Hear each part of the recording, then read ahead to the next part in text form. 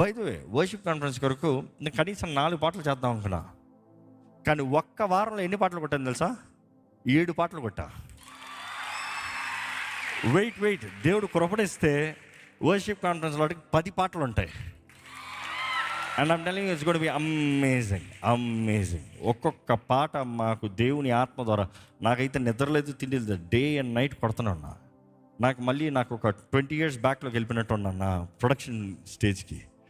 Go work. కానీ work లాగా అనిపించలే.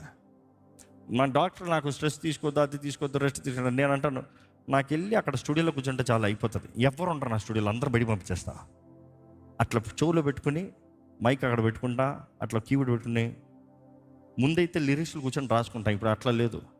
Keyboard పెట్టి ఒక ట్రాక్ వేస్తాం, నెక్స్ట్ పాడుకుంటా వెళ్ళిపోతాం. నోట్లో మనసు పరిశుద్ధాత్మ ద్వారా నింపబడి అట్లా పాడుకుంటూ వెళ్ళిపోతా ఉంటే లిరిక్స్ అయిపోతుంది. దాని తర్వాత లిరిక్స్ ఏంటంటే నాకు తెలియదు, అక్కడ ఉంటుంది, ఈయనే రాసుకుంటా.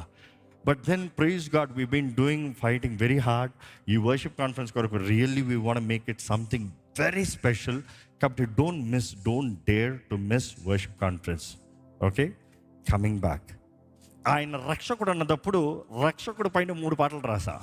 ఐమ్ టెల్లింగ్ యూ, ఎందుకంటే ఆయన గురించి ఎంత చెప్పినా మాట్లాడటానికి పాడటానికి ఇంకా ఎక్కువ ఉంది. బట్ దెన్ వీలైనంత వరకు సింపుల్ పాటలు రాస్తున్నాం.